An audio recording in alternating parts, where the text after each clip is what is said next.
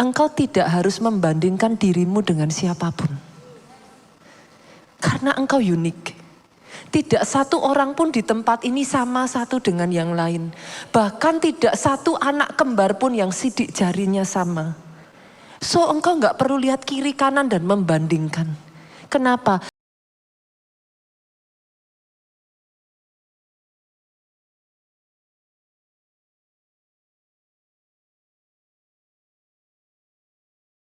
Saya akan menutup dengan satu pesan firman Tuhan yang saya percaya ini justru menyimpulkan dari sepanjang tahun ini, the restored year, tahun yang dipulihkan.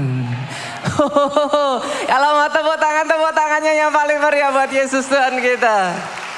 Tahun yang dipulihkan. Sebelum saya mulai ini, saudaraku, izinkan saya memulai dengan satu pertanyaan. Kira-kira kalau saudara ditanya, menurut saudara 2025 ini tahun yang seperti apa, Bu? Saya beberapa waktu lalu, saudaraku, di awal 2025 ini berjumpa dengan salah satu pelayan Tuhan kita di Jakarta. Datang begitu down, terpuruk, saudara. Karena membuka 2025 sudah langsung dikejutkan dengan vonis kanker dari dokter. Bukan satu hal yang mudah. Dan posisi letak kankernya juga bukan hal yang bisa diremehkan, saudaraku, sangat berbahaya. Tetapi beberapa waktu yang lalu saya bersukacita ketika saya melihat dia ada bersaksi. Dokter sudah menyatakan CA-nya bersih. Buat pelayan Tuhan kita di Jakarta ini kalau ditanya tahun 2025 tahun apa, Pak? Saya yakin dia akan menjawab, tahun mujizat kesembuhan. Akhir tahun 2024 Bapak Ibu, saya berjumpa dengan salah satu keluarga dari koordinator kita juga di Jakarta. Terpuruk secara ekonomi habis-habisan, saudaraku. Kami berdoa bersama-sama, kami menangis bersama-sama. Tapi masuk di 2025, Tuhan kerjakan dengan begitu ajaib, saudara. Entah bagaimana blessing upon blessing upon blessing upon blessing. 2024 ditutup dengan begitu terpuruk. Masuk di 2025 saya yakin kalau ditanya dia akan mengatakan, Pastor, ini tahun pembalikan buat hidup saya. Tapi saudara, tidak sedikit juga ketika saya ketemu dengan beberapa jemaat, saya nggak tahu nih di Solo. Ketika saya tanya, tahun 2025 tahun yang seperti apa? Jawabannya gini, saudara. Pastor, lumayan katanya. Ngos-ngosan. Tarik nafas, Pastor. Roller coaster. Ini tahun yang very unique, tahun yang very challenging. Kalau itu yang saudara alami, saya ajak saudara buka yuk. Kita lihat dari Yoel 2 ayatnya yang ke-25 sampai ayatnya yang ke-26.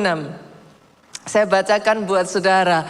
Aku akan memulihkan kepadamu tahun-tahun yang hasilnya dimakan habis oleh belalang. Ini yang saya percaya Tuhan kerjakan di akhir tahun ini. Aku akan memulihkan tahun-tahun kerja keras habis-habisan tapi seolah-olah tidak ada hasil. Itu sebabnya disebut the restored year. 365 hari dalam 1 tahun, 364-nya boleh habis-habisan. Tuhan cuma butuh 1 hari kok. Tapi 1 hari itu pun dia sanggup membalikkan begitu saja. Yang sudah habis. Tahun ini saya perkatakan, jadi pemulihan atas hidupmu, atas hidupmu, atas hidupmu. Aminnya boleh yang paling keras. Itu yang saya tangkap. Ini nih jam 6 apa jam 11 ya? Kok seru sekali. Saya pikir jam 6 pagi, tapi jam 6 paginya seger-seger, saudara.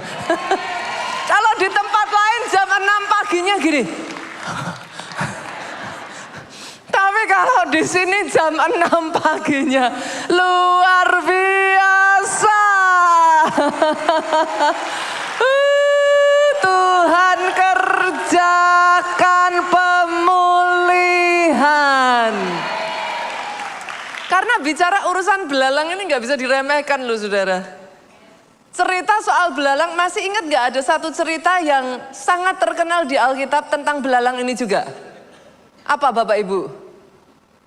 Masih ingat tulah belalang? Meluluh lantakkan bangsa sebesar Mesir. Saudara jangan lupa loh, dari 10 tulah, belalang itu tulah ke-8. Hanya nomor 3 setelah gelap gulita Pak dan kematian anak sulung. Pertanyaannya jadi kenapa tulah belalang ini begitu mematikan saudara? Saya tarik lagi ya, kita balik lagi ke Yoel pasalnya yang kedua tadi. Kita lihat, kita lanjutkan ayat yang ke-25. Saya bacakan saudaraku. Aku akan memulihkan kepadamu tahun-tahun yang hasilnya dimakan habis. Lihat ini. Oleh belalang pindahan, oleh belalang pelompat, belalang pelahap, belalang pengerip. Boleh nggak pagi ini saya ambil waktu sedikit saudaraku, kita lihat, kita zoom in ya. Apa sih yang dikerjakan oleh 4 macam belalang ini? Sebenarnya ketika firman mengatakan belalang saudaraku, jangan saudara berpikir bahwa ini benar-benar full belalang saudara. No. Dalam bahasa aslinya itu lebih ke cara kerjanya. Apa yang dia lakukan, fungsionalnya saudaraku. Tidak literally dia belalang, bisa jadi dia serangga. Tetapi yang penting itu cara kerjanya. Yang pertama saya akan mengambil adalah belalang pengerip saudaraku. Belalang pengerip ini yang paling mengerikan saudara, adalah dia membabat akarnya Pak.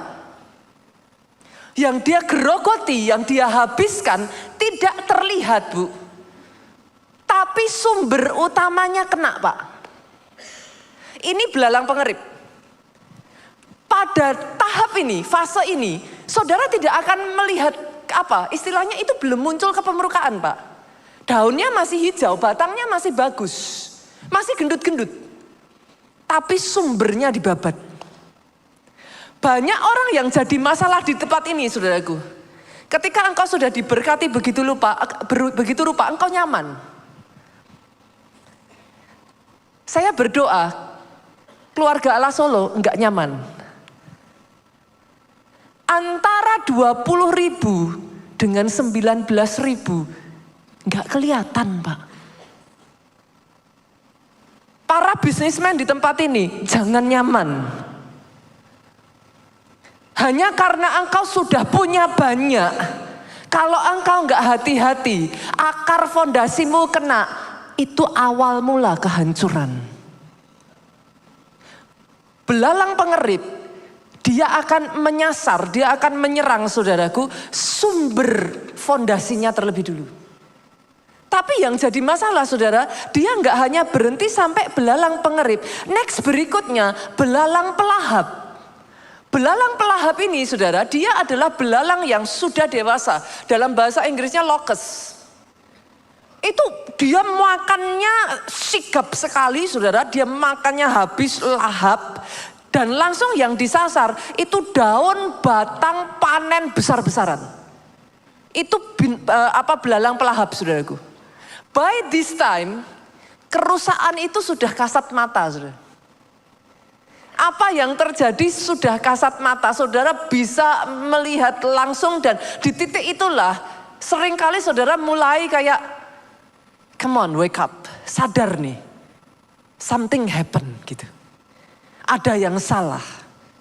Masalahnya tidak berhenti sampai di situ, saudara. Masih lanjut dengan belalang pindahan. Belalang pindahan, yang dimaksud belalang pindahan di sini, saudaraku, dia bukan hanya satu titik. Kehancurannya dari satu titik pindah ke titik berikutnya. Nyebar, Bu. Jadi apa yang bisa dihabiskan, kalau satu sudah dihabiskan, dia akan lanjut mana lagi yang bisa dihabiskan. Dan yang paling menakutkan adalah yang keempat, belalang pelompat, saudaraku. Ini tahap pembersihan. Jadi kalau tadi belalang pelahap, dia akan makan daun yang gede, itu kelihatan gede, langsung jadi lubang-lubang, saudara. Tapi yang pelompat ini, saudaraku, yang terakhir ini, bahkan masih kuncupnya, Pak, masih istilahnya, saudaraku, bahasanya itu masih tunas-tunas kecilnya pun dihabiskan. Bahkan sampai ke kulit-kulit batangnya pun itu yang tersisa habis, Pak. Yang masalah dengan tahapan ini, saudaraku, dia sistematis, dia saling melengkapi, nggak ada jeda nafas. Saya nggak tahu ada nggak di tempat ini yang ngalami seperti ini. Itu sebabnya ayat ini dikatakan dia memulihkan tahun-tahunmu yang hilang. Yang dimaksud tahun-tahun yang hilang, saudara, saya tanya saudara, jamak atau tunggal? Belum tentu itu hanya 1 tahun. Itu terjadinya sistematis tanpa saudara sadari.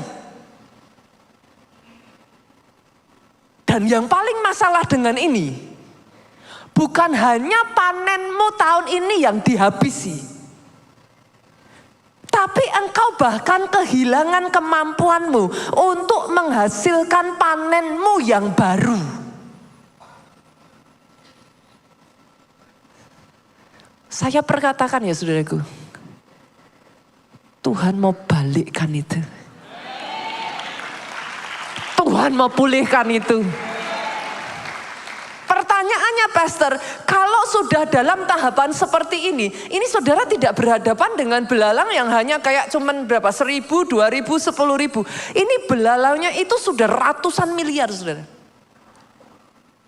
Gimana mengusirnya, Pak? Kalau belalang sudah segitu banyaknya, gimana cara kita mengusir? Close to impossible. Hampir dikatakan secara manusia tidak mungkin. Tapi berapa banyak yang mengenal Tuhan yang kita sembah. Tuhan yang satu ini, jagonya membalikkan yang mustahil jadi mungkin. Saya ajak kita buka ya, Keluaran, kita lihat apa yang dia kerjakan, saudaraku. Keluaran 10 ayatnya yang ke-18 sampai ke-19 nih. Lihat ini, saudaraku. Apa yang terjadi pada saat belalang itu sudah menghabiskan bangsa Mesir, saudara. Lalu keluarlah Musa meninggalkan Firaun. Seringkali, saudaraku, jangan zoom in masalahmu. Lalu keluarlah Musa meninggalkan Firaun. Jangan terus dilihat masalah, sekali-kali, saudaraku, keluar dari masalah saudara. Jangan terus di zoom in, jangan terus dilihat, saudara. Karena semakin dilihat semakin besar, saudara. Keluar dari masalahmu. Setelah keluar dari masalahmu, apa yang dikatakan ayat ini? Berdoa kepada Tuhan. Ada banyak orang di dalam masalahnya, ngerjakan ini, sibuk itu, lupa doa. Pagi hari ini saya ingin mengingatkan kepada anak-anak Tuhan di tempat ini. Doa orang benar. Doa orang benar. Yang dengan yakin didoakan. Senggol kiri kanannya ibu-ibu, masih besar kuasanya. Oh come on, aminnya boleh yang paling keras. Kalau enggak hati-hati engkau sibuk zoom in masalahmu. Tapi kau lupa berdoa. Perjuangkan di dalam doamu. Karena ada bagian kita manusia. Tapi lihat ini saudaraku, ada bagian yang manusia nggak bisa lakukan. Tuhan membuat angin bertiup. Dari jurusan sebaliknya, angin barat yang sangat kencang yang membawa belalang itu dan melemparkannya ke dalam laut Teberau. Apa yang terjadi saudara? Tidak ada satu belalang pun yang tinggal. Masalahmu diubah jadi mahkota. Dijadikan.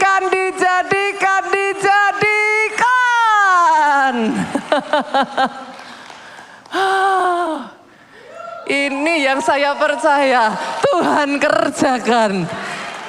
Akhir tahun ini, Bu, angin Roh Kudus berhembus. Angin Roh Kudus berhembus. Angin Roh Kudus berhembus. Satu demi satu. Dia ubahkan. Dari Yoel saudara. Dimakan habis oleh belalang. Masuk pada Mazmur. Kita lihat lagi pasalnya yang ke-65, ayatnya yang ke-12 sampai ayatnya yang ke-14. Saya bacakan dari ayat 12 sampai 13 dulu saudara. Engkau memahkotai tahun dengan kebaikanmu.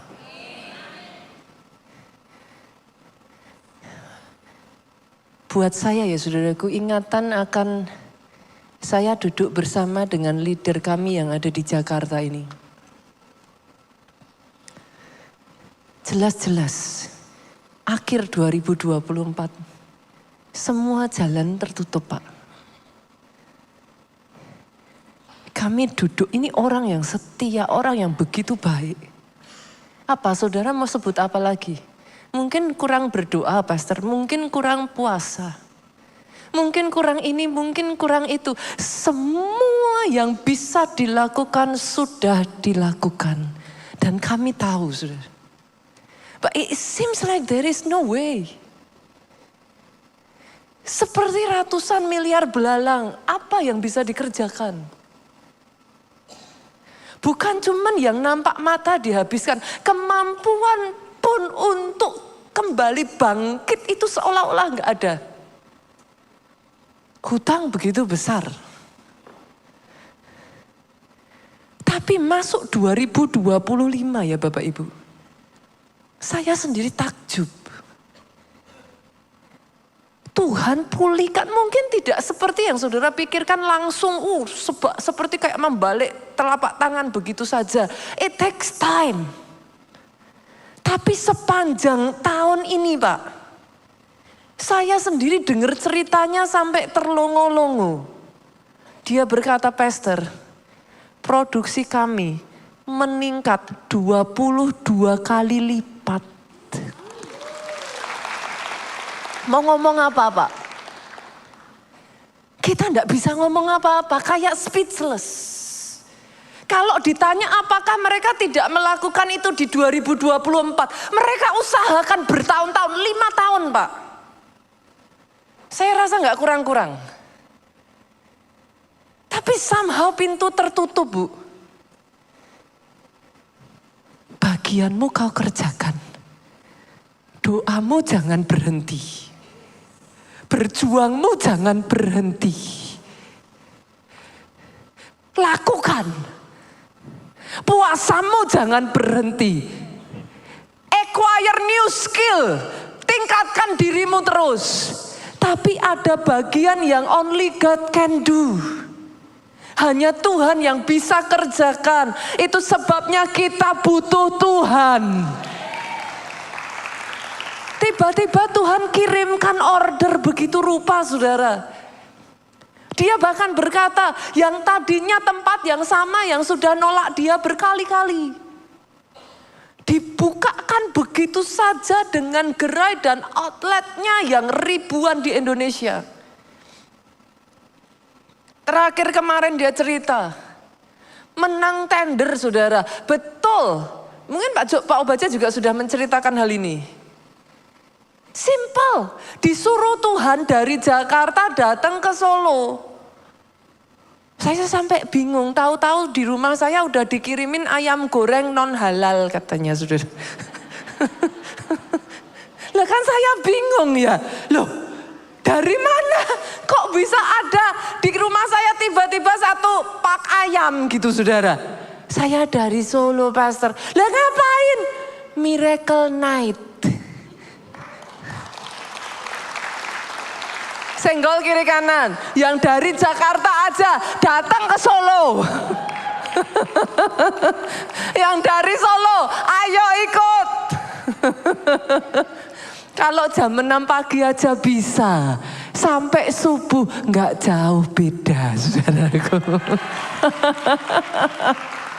Bisa. Act of obedience. Ketaatan kecil, hitam di atas putih, dia nggak bisa menang, saudara. Itu apa? Kompetitornya itu sudah perusahaan besar nasional. Nggak bisa menang, dari segi manapun dia nggak menang. Dari segi harga, dari segi rasa, dari semuanya nggak menang. Tapi somehow dia bisa memenangkan tender 1,3 juta, saudaraku. Betul, per kedel, tapi 1,3 juta, saudara. Kalau untung 1.000 aja berarti udah berapa, Bu? Nah, 1,3 M tinggal dikali aja, saudaraku. Itu baru tahap awal, saudara. Karena memang perusahaan nasional, ini tender nasional, saudara. Kerjakan bagianmu. Tapi kalau sudah bagian Tuhan, only God can do, jangan diambil. Kasih ke dia. Dia yang akan meniupkan angin itu.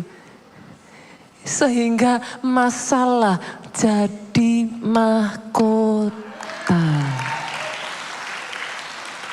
Bukankah itu yang Tuhan izinkan terus dia kerjakan? Bukan hanya ayat 12, 13, ayat 14. Padang-padang rumput berpakaikan kawanan kambing domba. Apa artinya, pastor? Yang tadinya padang-padang rumput kehilangan hijaunya. Habis dimakan belalang. Sekarang padang-padang rumput berpakaikan kambing domba. Bicara tentang multiple blessing.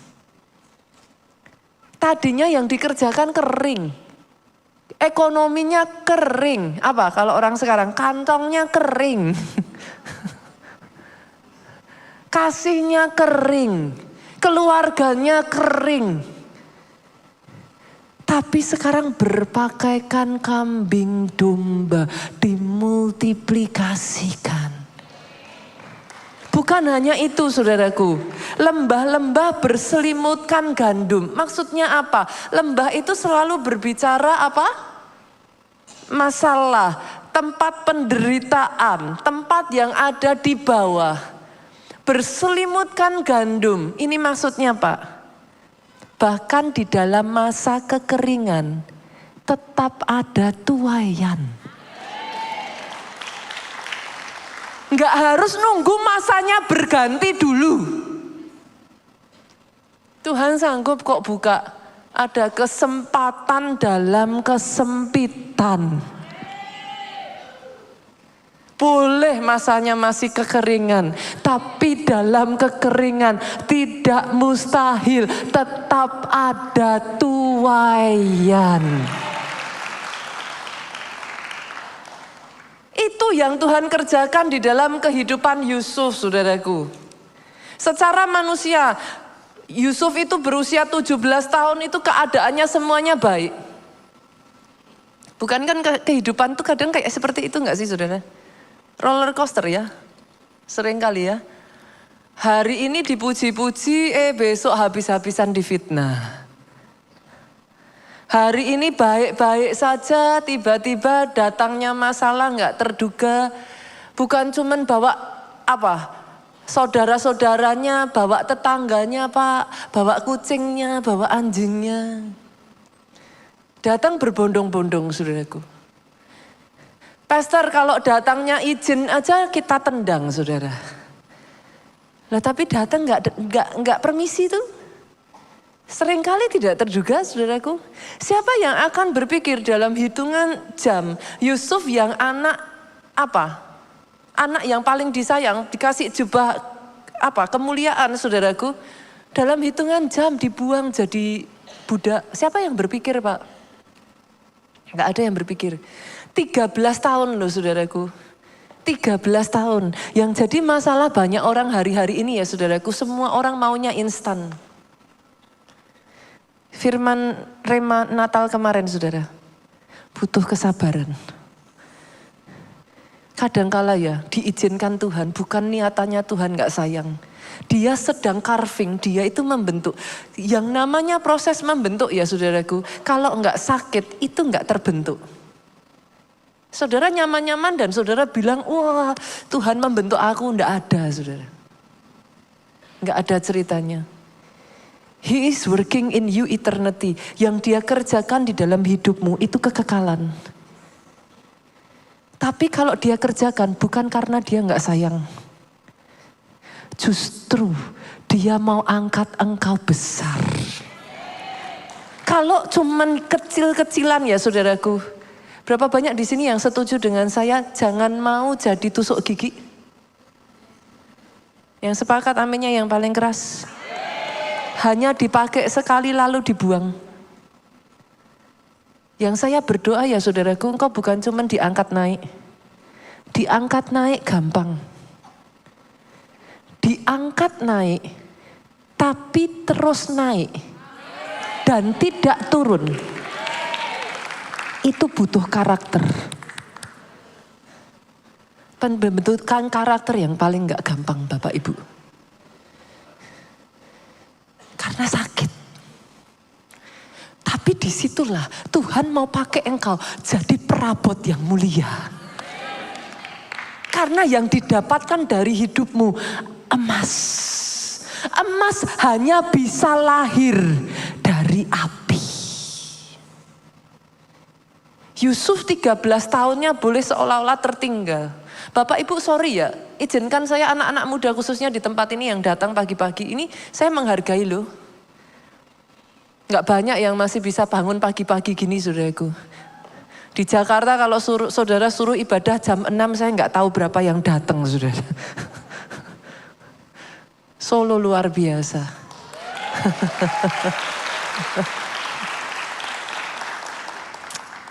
Tapi dengar ini ya saudaraku. Kalau Tuhan izinkan ya, itu masa-masa sama seperti Yusuf, pembentukan itu. Engkau tidak harus membandingkan dirimu dengan siapapun. Karena engkau unik. Tidak satu orang pun di tempat ini sama satu dengan yang lain. Bahkan tidak satu anak kembar pun yang sidik jarinya sama. So engkau gak perlu lihat kiri kanan dan membandingkan. Kenapa? Ada cara Tuhan, ada jalan Tuhan yang spesial buat masing-masing pribadi di tempat ini. 13 tahun dilalui Yusuf seolah-olah tahunnya kering. Song Pak. Kalau dia ikut orang tuanya, dia mungkin sudah usaha, dia sudah blossom, dia mungkin sudah punya keluarga, dia mungkin sudah banyak hal yang bisa dia kerjakan. Dia mewarisi kekayaan yang begitu besar dari orang tuanya. Tetapi 13 tahun zong.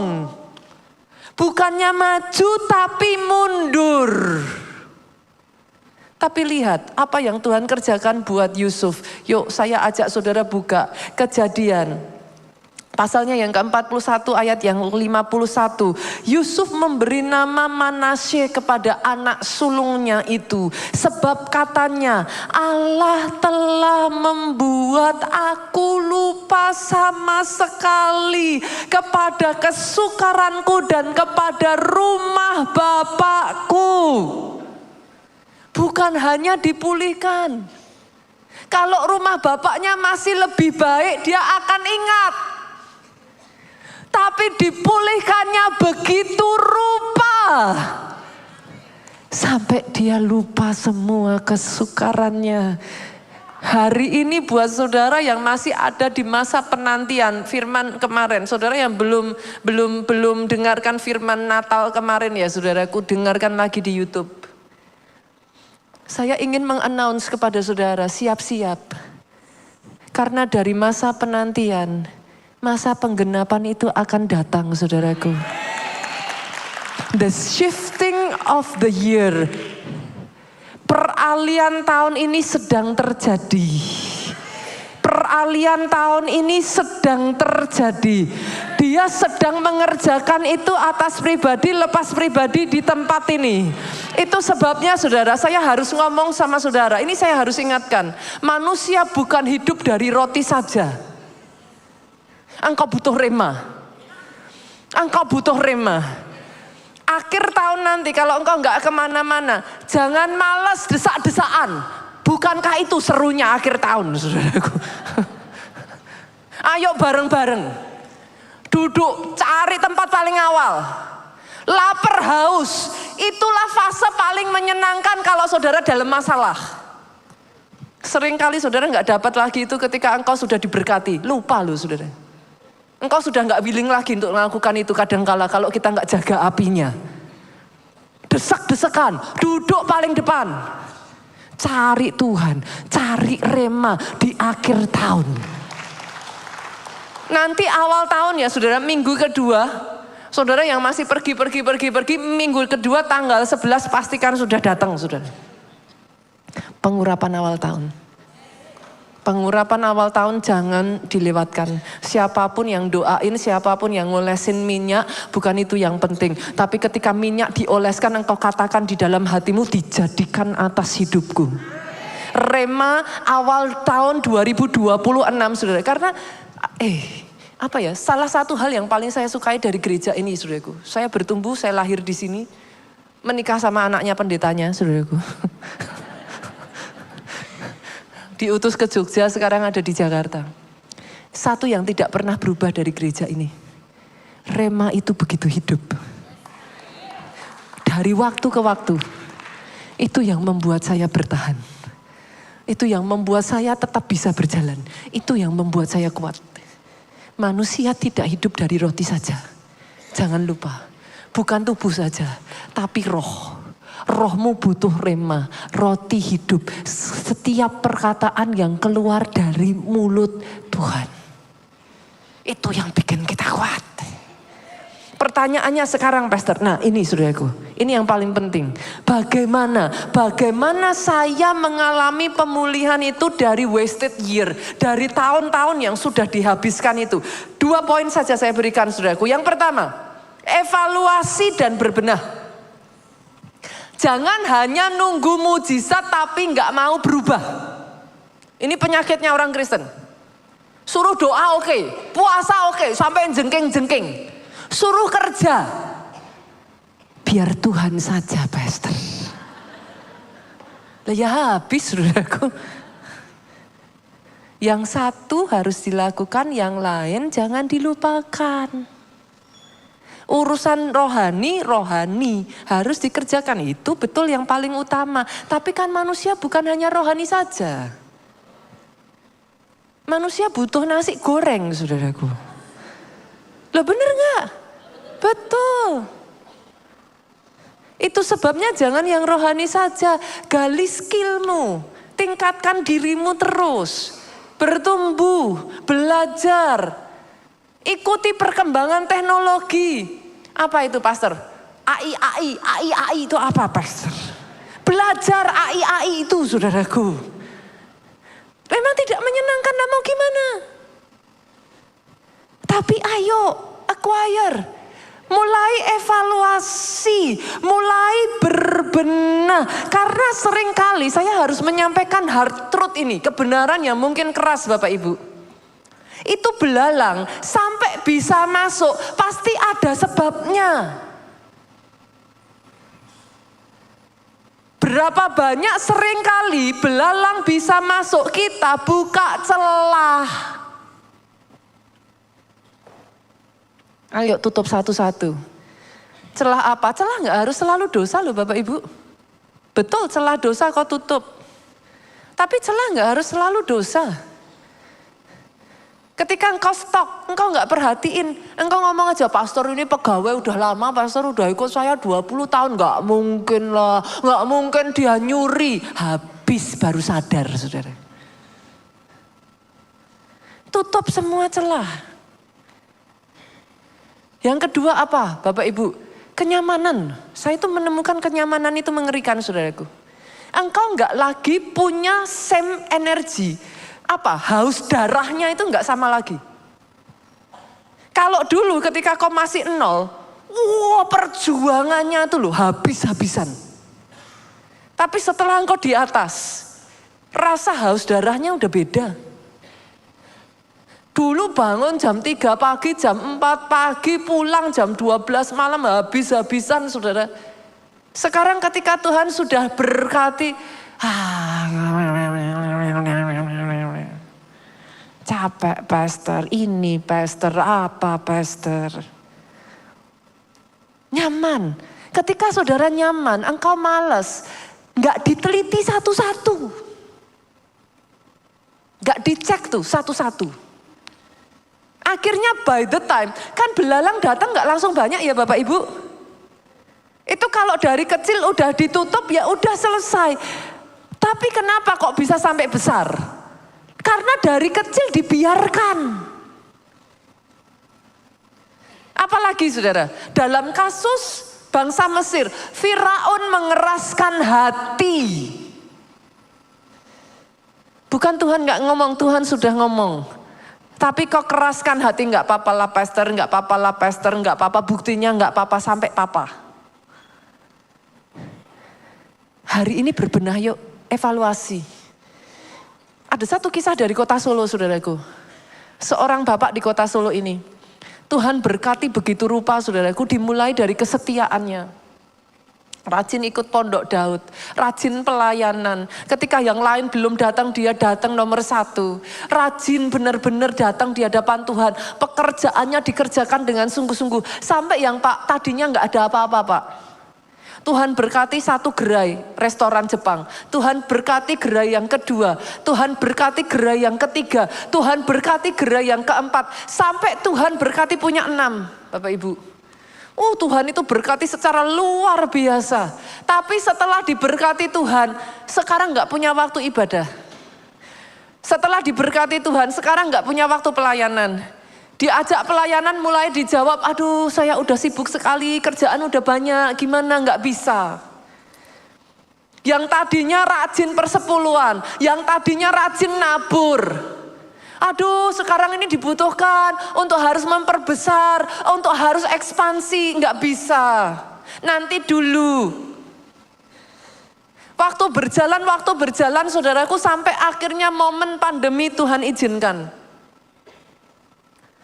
Itu 6 gerai tutup total saudara. Selama momen pandemi saudaraku. Benar-benar jatuh, terpuruk, habis. Bapak ini bercerita, dia bersaksi sendiri. Hutang kami miliaran pastor. Dan tidak ada kemampuan untuk bisa kami membayar. Nggak ada kekuatan. Tapi yang saya salut dengan Bapak ini ya, saudaraku. Dia berkata, saya memulai lagi dari bawah pastor. Saya mulai datang sama Tuhan tadi. Taruh masalahmu, berdoa. Tanya sama Tuhan. Seperti Daud. Tanya sama Tuhan. Tuhan mulai bukakan satu-satu. Dia mulai benahi, saudaraku. Yang tadinya seolah-olah kayak enggak ada waktu untuk ini, yang tadinya seolah-olah enggak ada lagi untuk ibadah, sudah tidak ada apinya untuk ikut datang Pondok Daud. Dia katakan, Bapak ini katakan, saya mulai benahi satu-satu. Saya rajin lagi ibadah. Saya datang lagi sama Tuhan. Saya mulai ikut Pondok Daud. Saya komit. 1 minggu saya pasti datang 1 kali. Saya komit. Saya tata lagi. Bahkan untuk bayar utang aja susah. Tapi ini yang saya lihat itu luar biasa, saudaraku. Dalam masa kekeringannya dia berkata, setiap usaha saya sekecil apapun itu, pastor, ada untung saya persepuluhan. Saya bawa di hadapan Tuhan terlebih dulu. Seringkali ada tantangan. Rasanya di hati, aduh lebih baik tak pakai bayar hutang. Ini persepuluhan jadi rasanya berat. Tapi dia ngomong sama Tuhan, Tuhan aku mau setia. Dia cek lagi, saudaraku, apa yang tadinya membuat sampai 6 gerai tutup, dia periksa satu demi satu. Dia tata lagi manajemennya.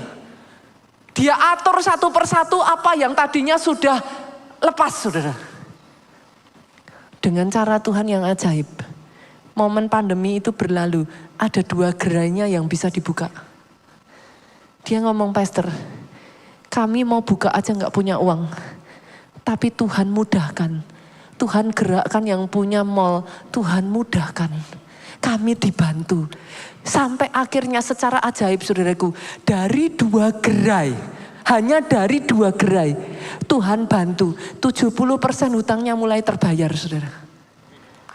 Satu demi satu dia terus setia. Kali ini dia ngomong sama Tuhan, Tuhan aku tidak akan tinggalkan Engkau. Aku tahu dari mana asal berkatku. Aku tidak akan lepaskan. Dia tetap setia, dia masih terus kerjakan, dia terus kerjakan. Sampai akhirnya Tuhan pulihkan total. Bahkan pembalikan terjadi. Momen penantian, momen masalah, keadaan yang buruk tidak selalu seburuk yang engkau pikirkan. Itu momen evaluasi. Itu momen perubahan. Benahi. Apa yang bisa dibenahi? Belajar berani melihat kenyataan. Hadapi. Jangan sembunyikan, jangan ditutup. Tapi justru lihat, hadapi. Karena dari evaluasi, dari pembenahan, pintu-pintu yang tadinya sudah tertutup, mulai Tuhan bukakan. Setia dari berkat kecil. Jangan bilang ya cuman segitu pastor mau apa, segitu aja nggak bisa memulihkan saya. Dari yang segitu Tuhan tambahkan yang besar. Jangan remehkan yang kecil, maka yang besar Tuhan berikan. Jangan sepelekan sekalipun kayak rasanya nggak ada apa-apanya. Karena dari yang kecil engkau setia, yang besar Tuhan percayakan. Yang kedua, saudaraku, yang pertama evaluasi. Yang pertama terus berbenah. Sementara kau kerjakan 2 hal ini. Yang kedua, tetap kuat dan tetap bersyukur. Kenapa tetap kuat? Ngadepin masalah besar. Kalau saudara nggak kuat, hancur. Halo, senggol kiri kanan. Jangan jadi orang Kristen cengeng. Bukan waktunya. Life must go on, saudaraku. Hidup tidak semenyenangkan yang dipikirkan banyak orang. Terus kenapa? Hadapi. Apakah dengan saudara nangis? Apakah dengan saudara nyalain Tuhan, keadaan jadi lebih baik? No. Hati lebih berat, Bu. Ada sebagian orang yang saya lihat ya saudaraku di tengah masalah besar tertunduk, nggak bisa apa-apa, freeze. Do nothing. Apakah jadi lebih baik, Pak? No. Dibutuhkan mental yang kuat. Mental yang kuat tidak dibentuk dari masa baik. Mental kuat dibentuk dari masa sukar. sekali lagi ya saya perkatakan di tempat ini, bukan anak gampangannya Tuhan Yesus. Gak datang ibadah hanya cari berkat. Tapi penuhi ruangan ini dengan ucapan syukur. Habakuk loh saudaraku. Ini ayat ini ya. Saya sangat belajar saudaraku di masa-masa berat dalam kehidupan saya. Saya belajar ayat ini. Habakuk 3 yuk, ayat 17 sampai 18. Sekalipun pohon ara tidak berbunga. Lihat ini saudaraku. Jangankan mau bicara soal buah. Boro-boro buah. Gimana bisa dapat buah kalau bunga aja nggak ada Pak. Tapi sekalipun pohon ara tidak berbunga. Ini bukan bicara buah loh saudara. Bunga aja tuh nggak ada. Artinya di depan mata engkau tidak lihat tanda-tanda keadaan jadi lebih baik. That's the point. Lihat yang berikutnya. Pohon anggur tidak berbuah. Enggak ada. Hasil pohon zaitun mengecewakan. Sudah berbuah pun hasilnya mengecewakan. Itu tuh kayak apa ya? Dari semua sisi dikepung gitu saudaraku. Enggak ada nafas rasanya. Ladang-ladang tidak menghasilkan bahan makanan. Lah kalau bahannya aja nggak ada Pak, gimana cara bikin makanannya? Ini ibaratnya ya saudaraku, material dasarnya aja nggak punya. Terus gimana mau menghasilkan? Hampir nggak bisa saudara. Kambing domba terhalau dari kurungan. Ini bicaranya apa? Kurungan, ini bicaranya simpenan. Simpenannya aja udah nggak ada. Simpenan kecil kambing domba, tidak ada lembu sapi. Simpenan besar juga nggak ada. Ini keadaan yang saya nggak tahu ya, apakah ada di tempat ini saudara ngalami sampai di titik ini nih. Tapi if that is you ya saudaraku, izinkan saya mengatakan ini. Namun aku akan bersorak-sorak di dalam Tuhan. Beria-ria di dalam Allah yang menyelamatkan aku. Might as well saudaraku. Maksudnya bagaimana? Saudara sedih, saudara terpuruk, saudara gloomy. It doesn't do you any good gitu. Nggak membawa kebaikan apapun. Sama-sama di dalam semuanya itu. Jangan izinkan masalah membungkam mulutmu untuk mengucap syukur. Saya tutup dengan kesaksian ini saudaraku. Seorang bernama Horatio saudara. Horatio J. Spafford saudaraku. Namanya agak susah ini. Dia adalah seorang saudaraku. Pemborong dari Chicago saudara. Dalam masanya dia pengacara sukses dari Chicago saudaraku. Ia kehilangan bisnisnya karena kebakaran besar di Chicago.